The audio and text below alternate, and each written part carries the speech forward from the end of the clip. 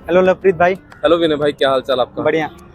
आज हमारे साथ एक बहुत ही न्यू गेस्ट हमारे साथ हैं, लवप्रीत। इनको कहीं ना कहीं आपने देखा होगा, मतलब मैंने कुछ रील्स वगैरह में डाला है। आज इनसे हम बहुत ही इम्पोर्टेंट बात डिस्कस करने जा रहे हैं। तो पहले हम लवप्रीत जी से उनके बारे में जानेंगे, थोड़ा बेसिक इंट्रो, देन हम फर्दर आगे बढ़ेंगे। और हमारे पास बहुत ही अच्छे अच्छे क्वेश्चन हैं, जैसे हम कंटिन्यू करते हैं। पहले आप बताओ अपने बारे में थोड़ा basic. Hello everyone, hello audience. ये हमारे साथ है तिवारी भैया जी, हम इनको प्यार से तिवारी भैया जी बुलाते हैं। तो मेरा नाम बता ही दिया, लवप्रीत सिंह। मैं यहाँ पे एमटेक डिज़ाइन इंजीनियरिंग कर रहा हूँ in the mechanical department, and I am from Punjab and Ludhiana, Manchester of Punjab.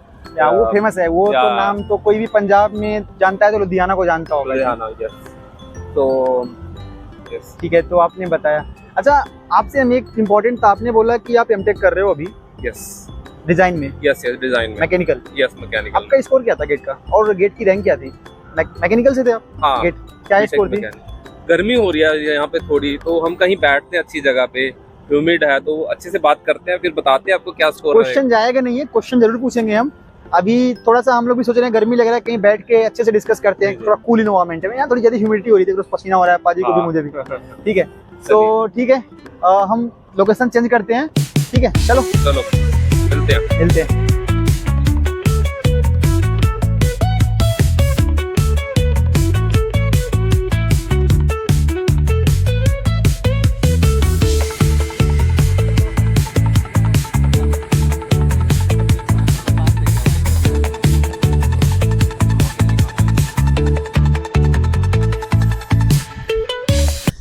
तो चलिए आइए हम शुरू करते हैं फिर से अपना डिस्कशन, और लवप्रीत जी को बुलाते हैं, देखते हैं उनके बारे में थोड़ा जानते हैं, क्या था उनका जर्नी, क्या था गेट स्कोर। तो चलिए। और विनय भाई, हाँ, आ गए आप। चलिए। तो हाय गाइस। आप थोड़ा अपने गेट के बारे में बताइए, गेट स्कोर क्या था, क्या रैंक थी आपकी जिससे आपको आईआईटी बॉम्बे मिला? आप सब लोग हैरान होंगे ये सब जान के, मैंने गेट दिया ही नहीं। बिना गेट दिए आईआईटी बॉम्बे में? बिना गेट दिया, बिना एग्जाम के? बिना आईआईटी गेट के एग्जाम दिए। I am here sitting with you guys, Okay. With top rankers of तो कैसे, आप थोड़ा इसके बारे में बताइए, तो इसका डिस्कस करते हैं हम थोड़ा।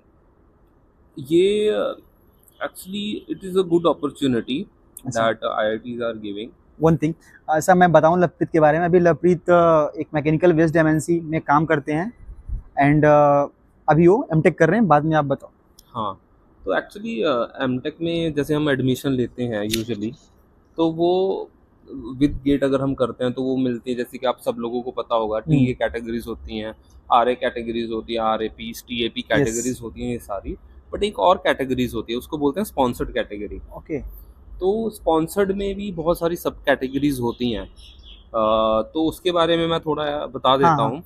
देखो, गेट तो नहीं दिया मैंने, गेट तो नहीं दिया। मेरी वाइल्ड कार्ड एंट्री थी इधर। तो क्या रहता है कि जैसे मैं काम करता हूँ एक कंपनी में, and I am still doing work, so but for sponsored candidate और sponsored category, you have to have a minimum of 2 years of industrial experience Okay. in the relevant field. Okay. So if I am working in, I am here enrolled in design engineering specialization in the mechanical department. So it is better to have the experience in some design engineering industry. So like in my job profile, I am a product design engineer in a core mechanical MNC, US based MNC. Okay. So and I had already experience, required experience, which is a requirement that is minimum of 2 years. And उसके बाद I have applied here. Okay. And ये actually video for the audience, I'm going to tell you that if you have 2 years of experience, industry experience, you can apply, and it is the best time because forms next week तक निकलने वाले हैं. The usual कब time आपको, आपका जो आपके time का कुछ याद है क्या? हाँ, मतलब जैसे मैं 2023 में, हमारा 2023 to 2025 बैच है, तो मेरा जो फॉर्म का लास्ट डेट था वो 17 अप्रैल था भरने का। तो जस्ट अभी आने वाला ही है। तो अभी आ चुका होगा या आने वाला होगा, तो आप लोग एक बार देख लेना वेबसाइट पे आईआईटी की। तो इसमें बहुत सारी कैटेगरीज होती हैं। अच्छा, एक चीज मैं आपको इंटरप्ट करता हूँ। ये आपने बोला कि अगर आपको डिजाइन में करना है तो डिजाइन के फील्ड में ही आपका जॉब होना चाहिए, ऐसा है? अगर किसी को थर्मल में चाहिए तो उसको उसका जो प्रीवियस एक्सपीरियंस हो थर्मल रिलेटेड वर्क में होना चाहिए, ये क्राइटेरिया है? ओके। Okay, continue. क्राइटेरिया नहीं है एक्चुअली, इससे आपके सिलेक्शन के चांसेस बढ़ जाते हैं इंटरव्यू में, बिकॉज हाँ ऑल्दो गेट के एग्जाम नहीं होता है। अच्छा, आपका आईआईटी में इंटरव्यू हुआ क्या? यस यस आईआईटी में भी हुआ, और यस उसके हाँ इसमें एक्चुअली हाँ पहले before jumping to this question, उसके पहले मैं थोड़ा सा एक और चीज बता देना चाहता हूँ कि जैसी कैटेगरीज होती हैं इंडस्ट्री के एक्सपीरियंस तो वाली, इसमें बहुत कैटेगरीज भी होती हैं इसमें फर्दर। जैसे स्पॉन्सर्ड कैंडिडेट्स में क्या होता है कि आप जिस कंपनी में करंटली काम कर रहे होते हैं वही आपको स्पॉन्सर कर देती है। ओके। एक होता है सेल्फ स्पॉन्सर्ड में क्या रहता है कि आप किसी कंपनी में काम कर रहे होते हैं बट वो कंपनी आपको स्पॉन्सर नहीं करती है, जस्ट आपको वो लेटर लिख के दे देती है that you can do but on your own expenses. Okay, तो दिस इज सेल्फ स्पॉन्सर्ड। तो एक और भी रहता है कि self financed and self sponsor करके भी रहता है कैटेगरी। तो अभी वेबसाइट पे देख सकते हो मल्टीपल कैटेगरीज रहती हैं स्पॉन्सर्ड भी। ये हम सब अपने एक्सपीरियंस से जो हमें है वो कुछ शेयर कर रहे हैं, बाकी ज्यादा डिटेल के लिए आपको वेबसाइट ब्राउज़र देखना होगा। ब्रोशर अभी अपलोड हो गया होगा IITB की, आप वेबसाइट पे देख सकते हैं एडमिशंस वाले एरिया में, वहाँ पे ब्रोशर होगा, वो उसको आप पूरा नीचे में एनेक्सर वगैरह रहता है, उसमें पूरा categories sponsored, self sponsored, finance, self finance categories रहती हैं। तो उसमें आपके थ्रू आप देख के अप्लाई कर सकते हो।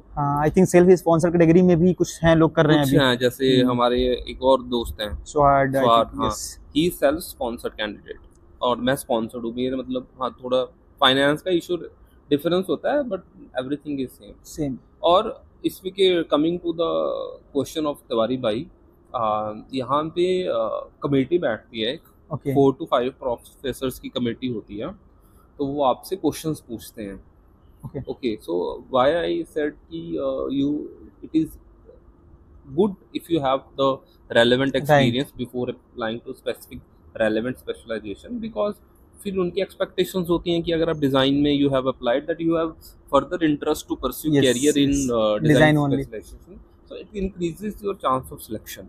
यस। तो इंटरव्यू में मतलब टेक्निकल क्वेश्चन पूछते हैं या वर्क रिलेटेड पूछते हैं, कि जैसे जो हम मैकेनिकल में बीटेक वगैरह में पढ़ते हैं वहाँ से पूछते हैं?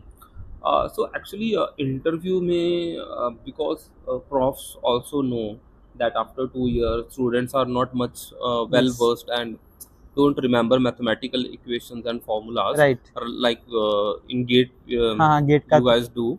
And so they don't ask typically mathematics formula based questions, they ask conceptual based questions, like from SOM they asked, strength of materials they asked, from thermal they asked, heat transfer they asked, और like, from some basic question आपके experience से ही पूछे होंगे। yes. So what they also ask is what kind of projects that you have done in your current company, and how you can relate those projects to a somewhat theoretical area of the mechanical engineering. So they want to know how are you linking, how you bridging the practical and the theoretical gap. Okay. Yes. So ये रहा process के बारे में। तो अगर आपको कुछ message देना है, जैसे आपने अभी आपका प्रोसीजर था तो आपको कुछ डाउट आया था क्या उस टाइम पे कि यार कैसे करें, या फिर किसी की हेल्प चाहिए होगी, तो आपके मन में क्या मेन डाउट था या मेन प्रॉब्लम हुआ था आपको इस प्रोसेस के ड्यूरिंग? तो कुछ आप अगर आपके एक्सपीरियंस से बताना है तो डिस्कस कर सकते हैं उसको। इसमें देखो सबसे पहले तो अवेयरनेस का ही बहुत बड़ा इशू रहता है कि मुझे लग रहा है कि आप जो भी ऑडियंस अभी देख रही है, हो सकता है कि उसमें से 30% को ही पता हो बट 70% ऑडियंस नहीं पता है, ऐसा होगी उनको इस चीज़ के बारे में पता ही नहीं था। मुझे भी नहीं पहले पता था, to be very frank, before joining my current company. So my current company is quite good in this for the higher education development. So मुझे भी नहीं पता था। Once I join my company only then I came to knew about this thing. And the issue is that because once you are in the corporate life, you know, you only work on projects and theory से आपका touch you lose कम हो जाता है, formula theory जो formulas because you have already resources at your hand, right. तो अगर आप कुछ formula use करके अप्लाई करना है तो you can go to the document or book and use that formula. Yes. And also math का तो यूज इतना रहता नहीं है इंडस्ट्री में, relevant corporate नहीं रहता, मोस्टली काम सॉफ्टवेयर बेस्ड होता है। तो मुझे यह डर इसी बात का था कि मैं जब यहाँ पे वापस आऊँगा, यहाँ पे एकेडमिक जर्नी अपनी फिर से शुरू करूँगा, क्योंकि तो फिर इतने टाइम के बाद, गैप के बाद, और मैंने 2-3 साल बाद के बाद पेन कॉपी पे लिख रहा था। In my first lecture I remember सब लोग इतनी तेज से लिख रहे थे और आई वाज लैगिंग बिहाइंड। बाकी सब क्योंकि बीटेक से आते हैं तो और गेट करके आते हैं तो हाँ। उनका प्रैक्टिस रहता है, और मैंने तो पेन पेपर, हम ऑफिस में तो लैपटॉप ही सब नोट्स हाँ लिखते मोस्टली हैं लैपटॉप पे चलता है आपका अभी भी Yes. ऑफिस का काम तो। और सबसे और बड़ी यहाँ पे आने के बाद दिक्कत क्या रहती है ना कि आपको मैथ में थोड़ा सा you lack behind then comparative to GATE student. Yes yes so if you want to join here as an industry experience without GATE, so आप आने से पहले मैथ रिवाइज करके आइए, at least basic math of BTech, differential equations, matrix algebra, little bit of vector algebra. Yes But आप यहाँ पे then again you can take some हाँ। mathematics course and you can brush up your skills. आने के Till- बाद भी सीख सकते हैं अगर आने कुछ के नहीं बाद भी टाइम सीखो, मिला, but it अगर is टाइम मिलता है तो preferable. हाँ। हाँ, it is preferable कि आप सीख क्या है, because I have experienced और I will strongly recommend कि हाँ। मैथ थोड़ा सीख के आओ। मैथ थोड़ा करके आओ, because MTech is all about mathematics. What Yes. to my experience, as far as I have experienced. Right. तो अभी जैसे लवप्रीत अभी इनके पास काफ़ी मैनेजरियल स्किल भी है, टेक्निकल भी है, तो थोड़ा सा जैसे टाइम मैनेज का इशू आता है। लोग सोचते होंगे ना कि मतलब कि अगर मतलब मैं वहाँ पे मैथ पढ़ूंगा या कुछ भी अगर मुझे पढ़ना है कंपनी में रह के, तो वो कैसे मैनेज हो। जैसे आपने मैथमेटिक्स के बारे में बात करी, तो टाइम को मैनेज कैसे करें। जैसे कि होता है कि टाइम जॉब करने के बाद रूम पे टाइम उतना मिलता नहीं है, या कुछ भी उनको मैनेज करना है। जैसे आप यहाँ पे भी हो तो दोनों काम को मैनेज कर रहे हो, ऑफिस का काम भी है, पढ़ाई भी होती है, तो दोनों को मैनेज करना कुछ अगर शॉर्ट में बताना है किसी को। लोग जल्दी डिमोटिवेट होते हैं, यार मेरे से कैसे होगा, मैं तो जॉब कर रहा हूँ, या मैं जॉब के साथ दोनों कैसे कर लूँगा। तो देखो विनय भाई थोड़ा ऐसे बढ़ा के बता रहे हैं, मतलब इतना भी मैं मैनेजरियल स्किल्स मेरे में कुछ खास नहीं है, बट अगेन जब आपके पास इतनी सारी चीज़ें होती हैं, if you have so much, क्योंकि आपके पास टाइम लिमिटेड है, उतना ही टाइम है, काम ज़्यादा है, सो उस केस में आपको प्रायोरिटाइज करना पड़ता है काम को, और आपको स्केड्यूल्स आपके फिक्स करने पड़ते हैं, आगे चीज़ें आपको लाइंड अप करनी पड़ती हैं। सपोज मेरा कुछ काम है जो परसों भी हो सकता है और परसों हो जाएगा, तो कुछ बड़ा इशू नहीं हो पाएगा, तो मैं क्यों उसको पहले करूँ जबकि मुझे 2 घंटे बाद एक सबमिशन करना है। राइट। तो आपको प्रायोरिटाइज करनी पड़ेगी। और अगेन मतलब यहाँ पे आने के बाद तो थोड़ा सा आपका sleep schedule, circadian cycle hit होता है, वो सब ऐसे चलता है इधर, तो ऐसे ही चलता है इधर, like you sleep at 2 AM and wake up at 7:30 AM।